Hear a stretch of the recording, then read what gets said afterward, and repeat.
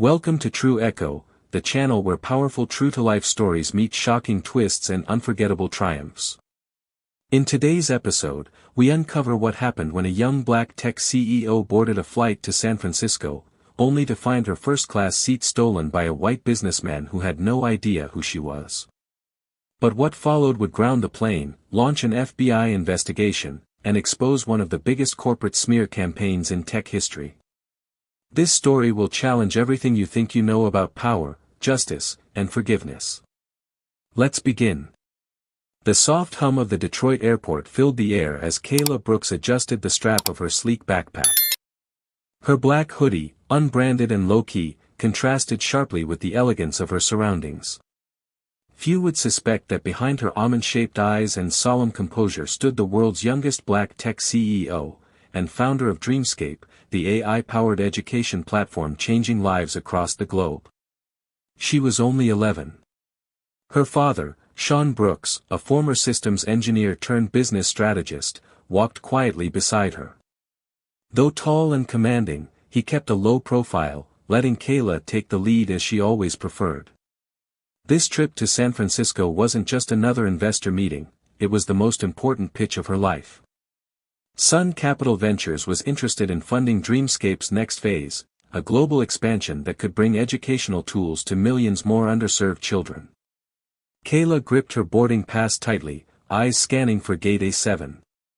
First class, 2A, she whispered to herself, the window seat she always requested. She liked watching the clouds shift and fall away beneath her, a reminder of how far she'd come from the public libraries and second-hand laptops that had birthed Dreamscape in the first place. As they boarded, the quiet murmur of the first-class cabin welcomed them, plush cream seats, the scent of vanilla and leather, and the polite half-smiles of well-heeled passengers. Kayla moved toward her seat, but her steps faltered. A man, mid-50s, white, with graying temples and a sharply tailored navy suit, was already settled in 2A. He scrolled his phone, ignoring the world, legs crossed and demeanor exuding entitlement. She paused, blinked, then checked her boarding pass again. Still 2A. No mistake. She cleared her throat gently, her voice soft yet confident. Excuse me, sir. I believe that's my seat. He didn't even look up. Must be mistaken, sweetheart, he said curtly, scrolling without pause. This is 2A. Sean caught up beside her, sensing the tension in his daughter's posture. What seems to be the issue? I think he's in my seat, Kayla replied. At that, the man looked up. His cold gray eyes moved from Kayla to Sean, then back to Kayla with disdain so palpable it chilled the air.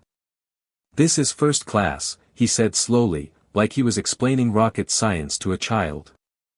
Not the kids section. Sean's jaw tensed.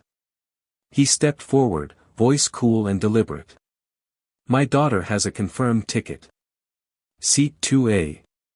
Do you? The man, later identified as Matthew Barnes, chuckled. I'm a platinum member. Been flying this route for 20 years. I always take 2A. Everyone knows that. He finally handed over his boarding pass, and the truth came into sharp, humiliating focus. 12C, Economy Plus. The flight attendant approached quickly, lips pursed in practiced diplomacy. Is everything all right here? Kayla handed over her boarding pass without a word. The attendant scanned it, then looked at Barnes. Sir, she's correct. You're in the wrong seat. Barnes scoffed. I'm not moving. Not for some, he stopped short, but the implication hung heavy. Some inconvenience. The cabin went still. A few heads turned. One man discreetly lifted his phone and began recording. Another passenger whispered to their seatmate. The temperature in the cabin shifted. It wasn't just about a seat anymore. I'm sorry, sir, the attendant said again, more firmly. First class is fully booked. You'll need to move to your assigned seat. I paid for this seat. Barnes barked, his voice rising. You want me to go sit in the back for a child? What's she even doing here? Playing pretend CEO? Kayla flinched, not visibly, but Sean saw it. His daughter was brave, but she wasn't made of stone. The insult landed. And everyone knew it. Sean took one step closer, his voice low and calm, but iron-edged. That seat was paid for in full. Booked in advance. My daughter isn't playing anything. She's the founder of a billion-dollar company. Barnes laughed, mockingly. Oh really? And I'm the president of the moon. The murmurs turned to outright stares. Another phone lifted. The cameras were watching now, but so were something more powerful than phones, people's eyes, sharpened by decades of witnessing injustice. Suddenly, the intercom crackled. This is your captain speaking. We're experiencing a brief delay. Please remain seated. Security officers will be boarding the aircraft shortly. Barnes froze. Everyone froze. Kayla's eyes widened as she turned to her father. What's happening? Sean looked up, his expression unreadable. They're returning to the gate. Sure enough, the plane, which had already begun its taxi, rolled to a stop.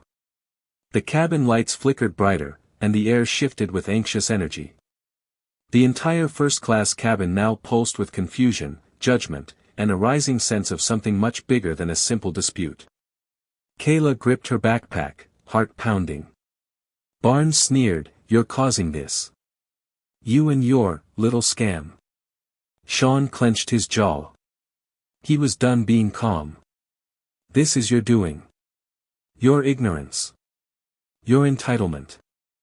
Not my daughter's. A sharp voice echoed from the rear of the cabin. This concerns all of us. Everyone turned. An older woman in a dove-gray coat, hair elegantly silver and posture straight as a ruler, rose from her seat in 3B. She stepped forward slowly, eyes calm but piercing. "I'd like to offer a solution," she said softly. Her name was Helen Grant. No one knew it yet, but her voice was about to change everything. And just like that, the flight that had never left the ground was already on a collision course with a story the whole world would soon know. Helen Grant's heels clicked softly against the cabin floor as she stepped between the seats.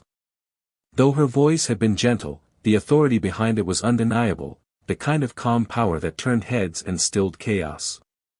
She faced Matthew Barnes, who looked at her with a mixture of confusion and irritation. "I'll switch seats with you," Helen offered, pointing back to her own seat in 3B. "It's also in first class. Just one row behind." Barnes blinked. "Why would you do that?"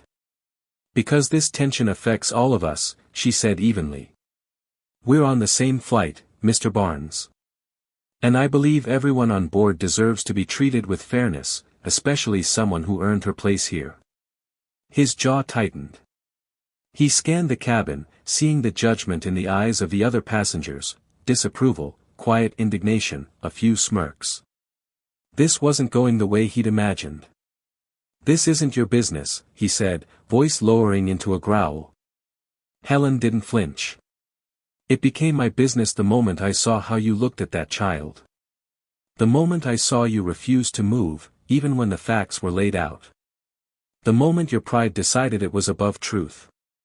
Barnes looked toward Kayla, who sat silent and still, the pain in her eyes visible but her chin high. Then his eyes darted to Sean, unwavering, protective, immovable. For the first time, Barnes hesitated. He was no longer in control, and he knew it. He turned to Helen, searching her eyes for weakness. He found none. Only a steady compassion sharpened by something deeper, disappointment. "What exactly are you trying to prove?" he muttered. Helen tilted her head slightly. "That being wrong doesn't have to mean being dishonorable. That pride doesn't have to become cruelty." The words hit harder than he expected. He glanced at Kayla again, really looked at her this time. She wasn't just some child. There was intelligence in her eyes. Pain, yes, but also fire. This wasn't a playground tantrum. This was someone fighting for her dignity in front of strangers, while he'd acted like a bully. Barnes exhaled through his nose, turned away, and muttered, "Fine. Whatever." He moved toward 3B in silence, head lowered. No one clapped. No one said a word. But the collective exhale of the first-class cabin was deafening. Helen sat beside Kayla and Sean, offering a warm smile. "You handled that with grace," she said to Kayla. "I'm proud of you." Kayla blinked, surprised. "You don't even know me." "I didn't have to. I saw everything I needed to," Helen replied gently. "And I know injustice when I see it." The flight crew moved quickly to reset boarding procedures, confirming that they were once again cleared for takeoff. But just as the aircraft began rolling toward the runway, an unease settled over the cabin. Kayla sensed it first, a tension she couldn't explain, like a sudden drop in pressure. A whisper passed through first class. Then the captain's voice returned, cold and composed. "Ladies and gentlemen, due to a credible security report received moments ago, we've been instructed to return to the gate. Please remain seated. Airport authorities will be meeting the aircraft upon arrival." Gasps rippled through the cabin. Murmurs broke out like sparks, phones lifted again to capture reactions. Kayla's heart began to race. She looked to her father, who instinctively moved closer to her. "What's happening?" she asked in a whisper. Sean didn't answer immediately. He stared ahead, lips a tight line. "We're about to find out." 15 minutes later, the plane was docked and the doors opened to the jet bridge. 3 people stepped aboard, 2 uniformed security officers and a sharply dressed woman with an official-looking badge clipped to her blazer. "Passenger Kayla Brooks?" the woman asked aloud, her tone clipped but calm. Kayla froze. Sean stood, his body shielding hers. "I'm her father." "What's this about?" The woman's face was unreadable. "We've received a report alleging that Miss Brooks used forged documentation to obtain her first-class seat, and that her business is potentially linked to financial fraud. We need her to come with us for verification." Sean's eyes flared. "That's outrageous. My daughter's ticket is legitimate. Her company, Dreamscape, is fully licensed, funded, and audited." "I understand, sir. But this is a federal matter. We must proceed." Kayla's hands trembled. "I don't understand. Who said I forged anything?" The agent didn't answer. But from the far side of first class, Matthew Barnes sat frozen in 3B, face pale. He looked down quickly, avoiding every eye. Helen's gaze narrowed as she turned toward him, piecing together what must have happened. "You didn't," she whispered under her breath. Sean held Kayla close. "I'm coming with her." "You may accompany her," the agent confirmed. Passengers watched silently as Kayla and Sean stepped off the plane. Behind them, Helen stood and gave Barnes one final look. Her voice was low, her words a quiet dagger. "If you did what I think you did, you'll regret it more than you know." Barnes didn't reply. But his hand was shaking as he clutched his phone, and for the first time in a very long time. Matthew Barnes felt afraid. The wind at Oakland International was cold and sharp as Kayla and Sean stepped off the jet bridge, flanked by security. Floodlights washed over the tarmac, and a black SUV waited at the base of the stairs. Everything felt surreal, like she was walking through someone else's nightmare. Kayla clutched her backpack tighter, holding back tears. She'd done nothing wrong. She had built Dreamscape with sleepless nights, coding with fingers numb from exhaustion, driven by one mission, to bring better education to children like her, children the world often ignored. Sean placed a steady hand on her shoulder. "You're not alone, sweetheart." Waiting for them at the bottom of the staircase was a tall, sharp-eyed woman in a sleek black blazer. A gleaming FBI badge shone from her lapel. "Mr. Sean Brooks." "Miss Kayla Brooks," she said crisply. "I'm Special Agent Laura Davis with the FBI's Cybercrimes Division." I'll be handling this inquiry personally. Sean nodded, keeping his voice steady. Agent Davis, I don't know what you've been told, but I assure you, my daughter is innocent. Her credentials, her identity, and Dreamscape's records are all valid. Agent Davis gave a short nod. Understood. We're treating this as a report until we can verify facts. Please come with us. We'll conduct a preliminary review at the airport's private security office. As they entered the vehicle, Kayla finally spoke. They think I forged documents. Why? Why would someone lie like that? Sean's jaw clenched. He had a feeling. A very strong one. But he needed proof. The ride to the private terminal was quiet except for the hum of tires against tarmac. Inside the security suite, they were shown into a spacious, sterile conference room. Two agents stood nearby, silent, as Agent Davis powered up a secure laptop. Miss Brooks, she said gently but firmly, we've received a tip that you used falsified documents to board a first-class seat and that your company, Dreamscape, may be involved in fraudulent financial activity. Under national security protocols, we're required to verify these claims. Kayla opened her bag without hesitation and handed over a binder. Inside, her passport, birth certificate, student entrepreneur certification from the Department of Commerce, IRS filings for Dreamscape, and the official meeting invite from Sun Capital Ventures. Agent Davis examined everything, her eyes narrowing in concentration. Sean leaned forward. I can produce every audit, investment record, and public financial disclosure Dreamscape has ever issued. We've been nothing but transparent. Davis didn't respond right away.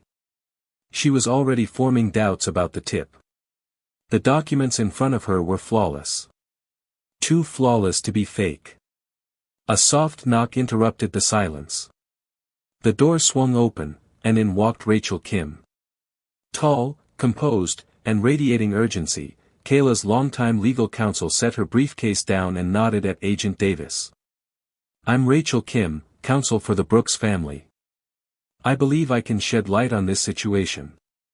Davis raised a brow. Go on.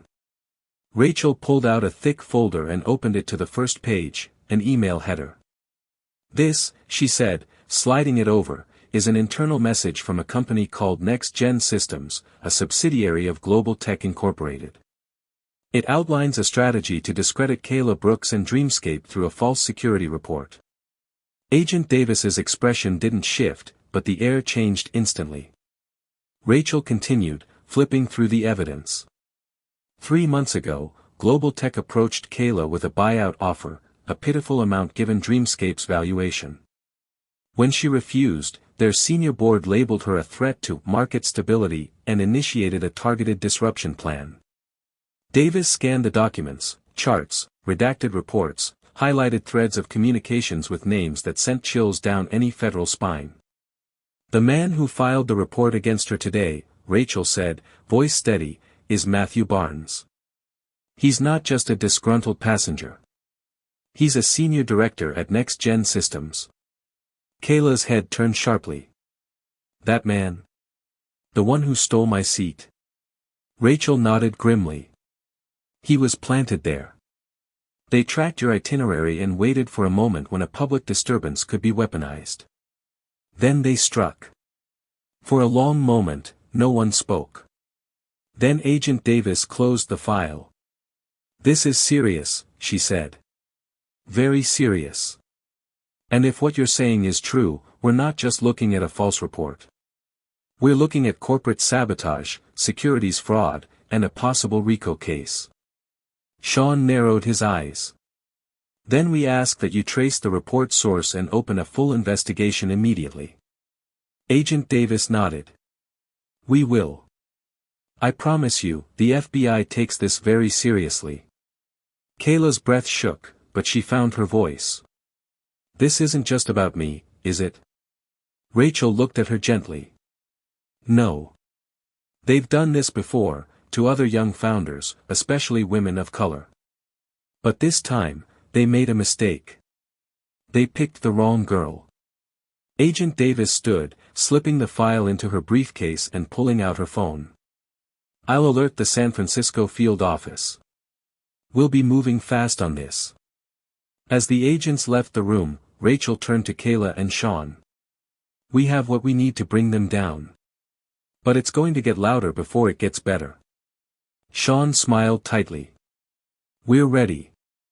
Kayla, still shaken, wiped her eyes. "Let's go to San Francisco." Rachel squeezed her hand. "Then let's make sure the world hears the truth." But even as they packed up their documents and prepared to leave, none of them could have predicted the next move, or who would arrive next with a secret they didn't even know they needed. The click of the conference room door echoed just as Rachel reached for her coat. Everyone turned. Standing in the doorway, composed and radiant in her dove-gray coat, was Helen Grant. Agent Davis, still inside reviewing her notes, looked up with faint recognition. "Ms. Grant?" Helen nodded. "Sorry to intrude. But I believe I have critical information about this case. And I'm afraid we don't have time to waste." Kayla's eyes widened. "You were on the plane." "Yes," Helen said gently. "And now you need to know who I really am." She stepped into the room, her posture composed but tinged with tension. "For 22 years, I was Vice President of Investment Strategy at Global Tech. I sat in the rooms where decisions were made, including the one to destroy Dreamscape." Agent Davis's brow lifted. "You were involved in the campaign?" "I was in the room when it started," Helen admitted, her voice heavy with remorse. "But I refused to be part of it. I resigned 6 months ago, and since then, I've been collecting evidence, quietly, but thoroughly." She reached into her handbag and produced a slim USB drive. "This contains over 100 internal communications between Global Tech board members and their subsidiary next-gen systems, specifically referencing the neutralization of Dreamscape. It includes meeting minutes, confidential memos, and a strategy blueprint codenamed Project Obsidian." Rachel blinked, stunned. "You've been documenting this?" "I should have done it sooner," Helen said, voice low. "But I was afraid. Until I saw Kayla stand tall on that plane. That was the moment I realized silence is complicity." Agent Davis took the drive with a firm nod, immediately passing it to a waiting tech agent outside. "We'll have this decrypted and mirrored immediately."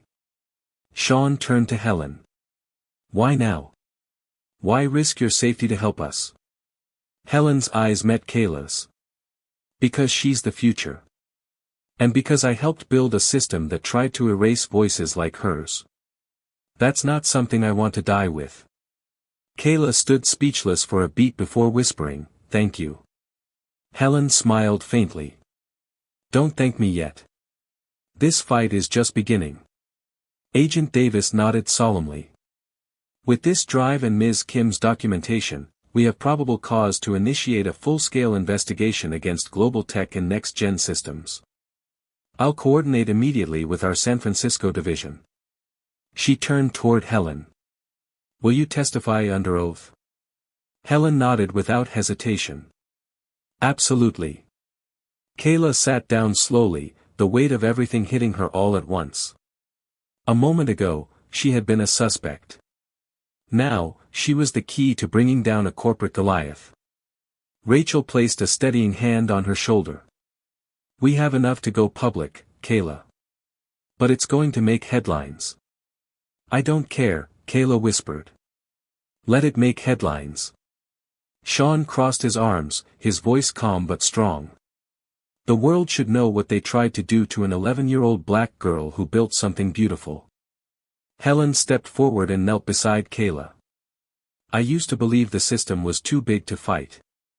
But watching you, you reminded me what bravery really looks like." Just then, Agent Davis's phone buzzed. She answered, listened for a few moments, then spoke sharply into the receiver. "Understood. Proceed." She turned to the group. "Our tech team just confirmed it, the drive contains everything. Enough for RICO, securities fraud, wire fraud, and obstruction of justice. Rachel's eyes narrowed. Then Global Tech's game is over. But Agent Davis wasn't finished. We've already issued a subpoena for Barnes. We're freezing next-gen systems accounts. And tomorrow, we'll raid Global Tech's headquarters. Helen nodded slowly, her voice tight with conviction. And I'll be standing right beside you when you do. Sean exhaled with a mix of relief and anger. Let them see what truth looks like. Kayla looked from her father to Helen, to Rachel, and then to Agent Davis. Her voice was quiet, but unshaken. If they thought I'd disappear because of a seat on a plane, they're about to learn exactly who I am. Agent Davis stepped forward and offered her hand. Miss Brooks, we'll take it from here. But I suggest you go to your meeting with Sun Capital Ventures as planned. Don't let them think they've derailed your mission. Kayla stood up and shook the agent's hand. We will. Helen gave her one last, quiet smile before leaving the room. I'll see you soon, Kayla. And when this is all over, I hope I'll be able to say I helped. Outside the terminal, the wind howled across the concrete runways, but Kayla no longer felt small. Something had shifted. She had gone from being questioned to being a catalyst. And as she and Sean walked back toward the car, toward San Francisco, toward Sun Capital, she knew this. This battle wasn't just hers anymore. The world was watching. The early morning sun cast long golden streaks across the skyline of San Francisco as Kayla and Sean stepped into the glass tower of Sun Capital Ventures. Though only hours had passed since the harrowing events at the airport, they felt like entirely different people. No longer reacting to injustice, now, they were leading the charge against it.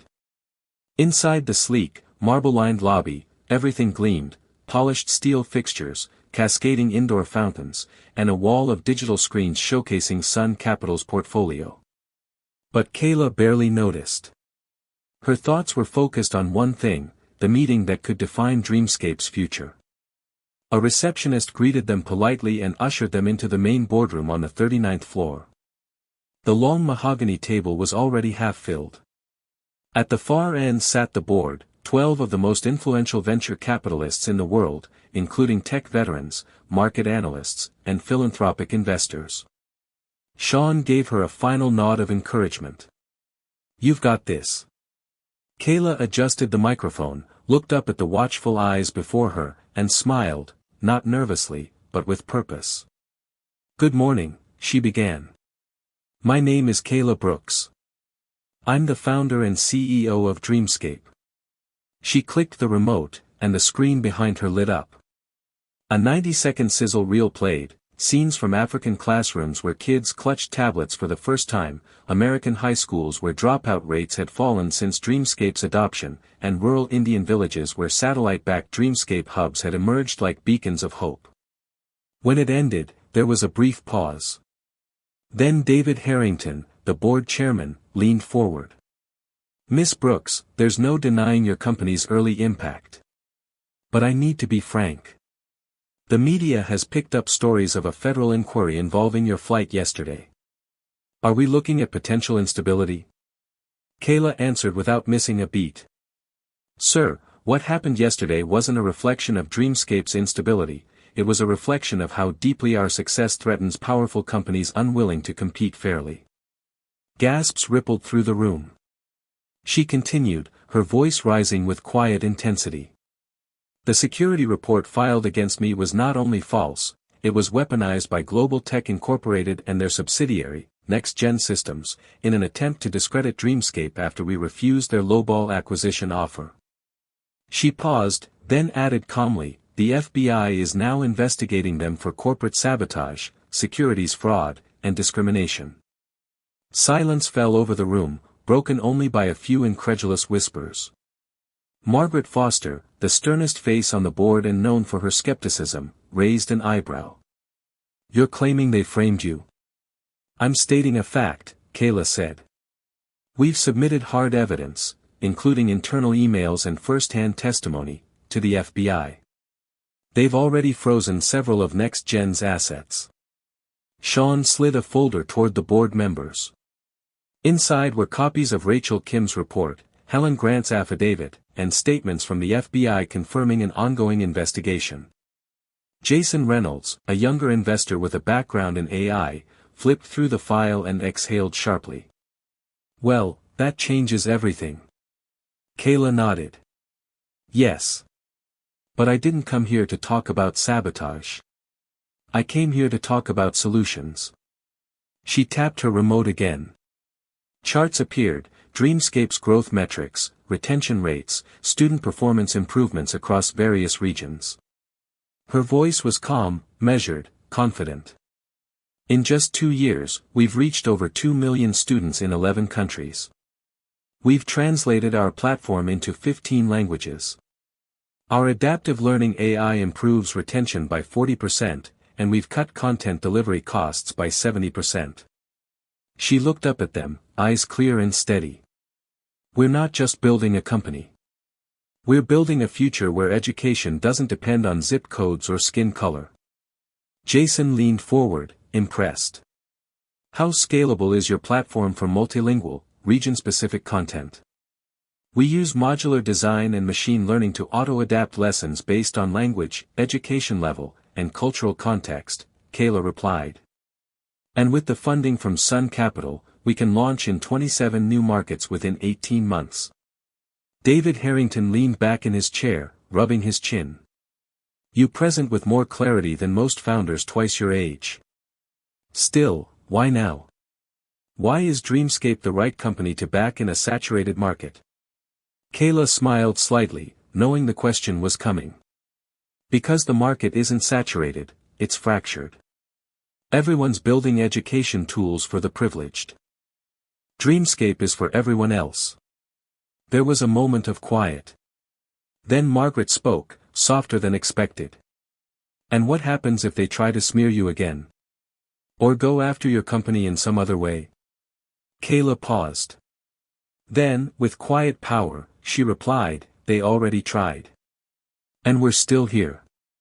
Sean couldn't help the proud smile that crept across his face. David exchanged glances with the rest of the board, then turned back to Kayla. "Miss Brooks, we'll need to deliberate, but I'll say this. You've made a strong case. One of the strongest I've seen." Kayla bowed her head respectfully. "Thank you." As she and Sean left the boardroom, the tension that had sat heavy in her chest since yesterday began to loosen. Whatever happened now, she had stood tall, told the truth, and let her work speak louder than their lies. In the elevator, Sean exhaled.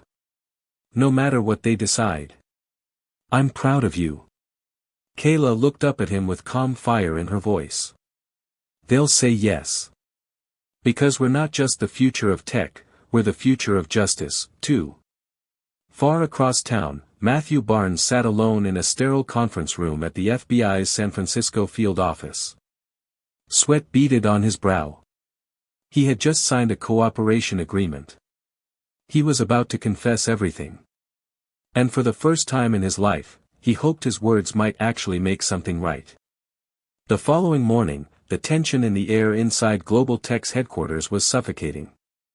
Robert Sinclair, the towering and sharp-tempered CEO of Global Tech, slammed a folder down on the boardroom table. "The FBI has our names. Our internal emails. Our goddamn playbook." His eyes scanned the panicked faces of his executive team. "Which one of you leaked this?" Silence. They all knew. The file that had landed in the hands of the FBI came straight from the top. From someone inside. In another building across town, Agent Laura Davis stood in front of a massive digital evidence board.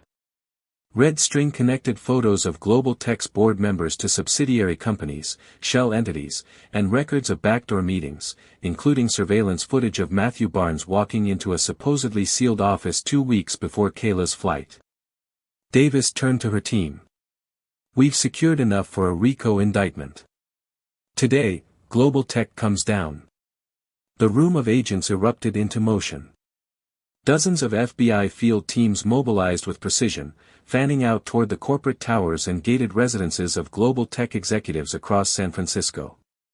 Meanwhile, at the Sun Capital headquarters, Kayla and Sean were just finishing breakfast in the guest lounge when a staff member stepped in, beaming. "Mr. Harrington and the board would like to see you both upstairs." "Right away." Sean and Kayla exchanged glances. Neither said a word. They just stood, side by side, and walked back to the elevator, heart steady, ready. This time, when they entered the boardroom, the atmosphere was completely transformed. No cold distance. No skeptical stares. Warm smiles greeted them. And at the center of the table sat a face Kayla instantly recognized. Helen Grant. Now wearing a Sun Capital lapel pin. She rose and extended her hand. "Kayla, Mr. Brooks, welcome back. I'm honored to say I've joined Sun Capital's board as of this morning." Kayla's eyes widened, surprised. "Really?" Helen nodded. "And it's my pleasure to share the board's unanimous decision." She glanced at David Harrington, who stood and cleared his throat. "Dreamscape has not only impressed us with its vision, but with the integrity and strength behind it. We are proud to offer your company a $75 million investment package to support your expansion, effective immediately." Sean blinked. Kayla's eyes welled up. She barely heard the rest over the sound of her racing heart.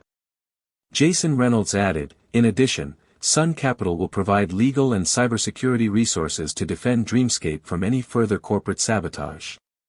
Margaret Foster leaned in. "You've earned our trust, Kayla. Not just as a founder, but as a leader." Kayla looked around the room, her voice steady but full of emotion. "Thank you. Not just for the funding, but for believing in us, when others tried to erase us." Helen smiled. "Let them try. They'll be up against all of us now." As the deal was finalized and handshakes passed around the room, a breaking news alert lit up on Sean's phone. He tapped the screen and turned it so Kayla could see. "Breaking: FBI storm global tech headquarters in corporate siege over fraud, sabotage, and civil rights violations." Video footage played of Robert Sinclair being led out in handcuffs, flanked by federal agents. In the background, executives were being escorted from offices, their hard drives seized. A caption scrolled across the screen. "Tech giant global tech collapses in unprecedented federal crackdown." Kayla stared, breath caught. They're actually being held accountable. Sean placed a hand over hers. "And it all started, with you." But Kayla shook her head slowly. "No. It started the moment we decided to fight back." Helen approached them quietly, her voice low and filled with conviction. "This is your moment. But it's also a warning to every powerful player out there, the age of unchallenged injustice is over." Across the city, Matthew Barnes stood just outside the courtroom, a nervous wreck in a suit one size too large. His face was pale, but his hands were steady as he signed the final cooperation affidavit. His confession, paired with Helen's USB files, was the nail in the coffin. He was no hero. But maybe, he thought, he could help undo what he had once helped build. Back at Sun Capital, as the cameras began setting up for a press conference announcing the partnership with Dreamscape, Kayla stood on the stage, her name now recognized around the world, not just as the youngest black CEO in tech, but as a girl who defied every stereotype and weaponized lie thrown her way. The audience hushed as she stepped to the podium, flanked by her father, Helen, Rachel Kim, and Agent Davis. Kayla looked out across the sea of faces, reporters and students, skeptics and supporters. Her voice rang clear. "This isn't just about Dreamscape. This is about truth. About every young girl who's ever been told she didn't belong. About every kid who ever dreamed of more." The crowd leaned in. The moment hummed like sunlight. "Let this be a message," she said.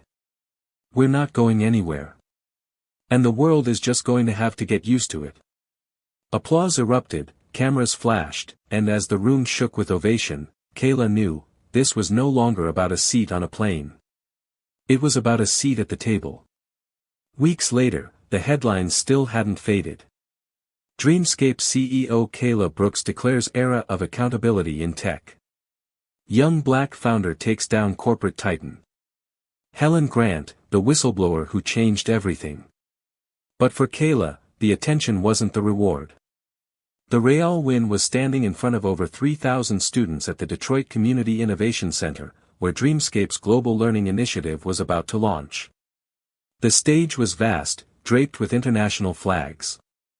Giant screens displayed vibrant footage of students from every corner of the world, children in slums, rural towns, refugee camps, and city schools, all using Dreamscape's technology to learn, grow, and dream.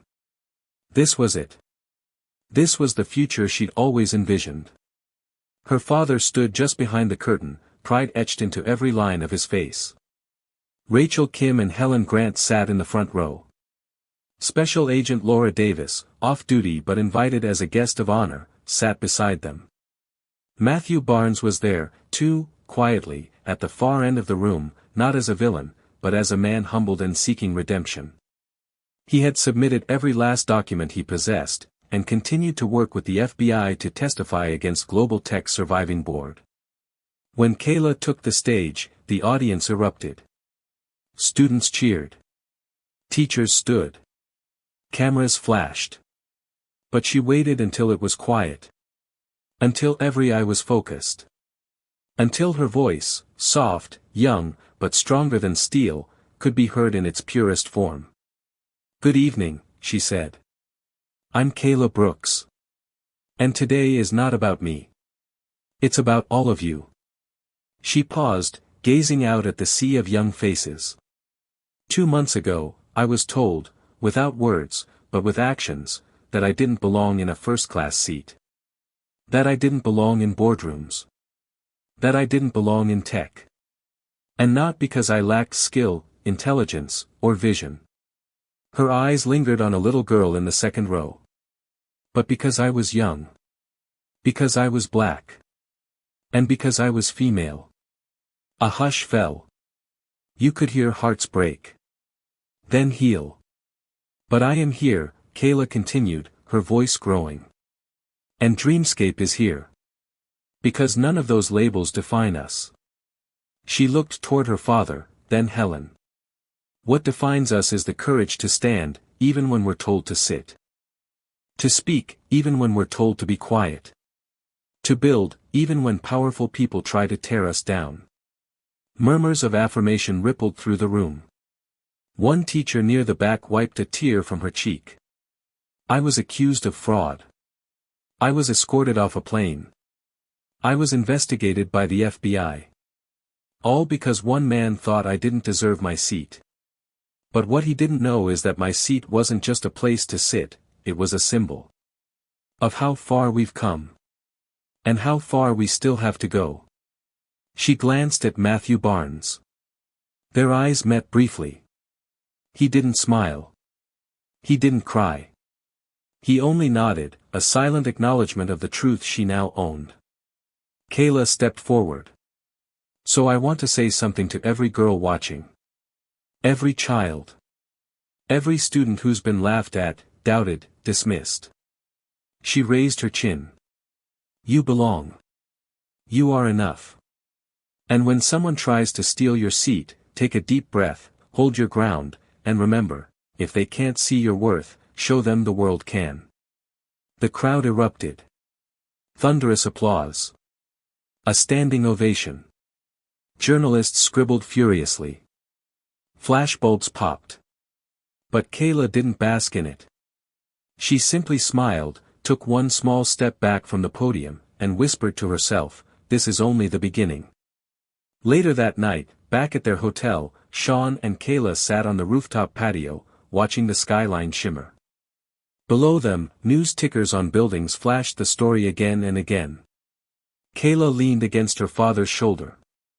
"Do you think they'll really change?" Sean thought about that for a long moment. "No," he finally said. "Not all of them. But they'll have to deal with the fact that the world changed without them. And you helped make that happen." She smiled softly. I just wanted to help kids learn. And you did, Sean said. But you also helped them believe. Just then, her phone buzzed. A message from Sun Capital. Approved. Dreamscape expansion to 27 countries greenlit. First rollout in Ghana and India begins next quarter. Kayla's eyes widened. She handed the phone to her dad. Sean read it, then let out a low, proud laugh. Told you. Only the beginning. Across the world, in a darkened boardroom now stripped of power, the last remnants of global tech's old regime watched the coverage unfold in disbelief. They had underestimated her. They had underestimated what happens when truth, justice, and genius converge in the heart of an 11-year-old girl who refused to back down. And now, they weren't just facing public disgrace. They were facing prison time, federal charges, and the collapse of everything they tried to protect. In Detroit, in Nairobi, in Sao Paulo and beyond, kids who looked like Kayla, who had once believed the world wasn't built for them, now logged into Dreamscape for the first time. They didn't know every detail of what had happened on that plane, or in those courtrooms. But they knew this, the girl who made Dreamscape, she looked like them. And that meant maybe, just maybe, they could build something, too. Final scene. A close-up of Kayla, sitting at her laptop, updating code. No spotlight. No crowd. Just purpose. She hits deploy on a new feature. The screen fades to black. Her voice echoes. Don't fight for the seat. Fight for the table. And when they try to move you, build your own room.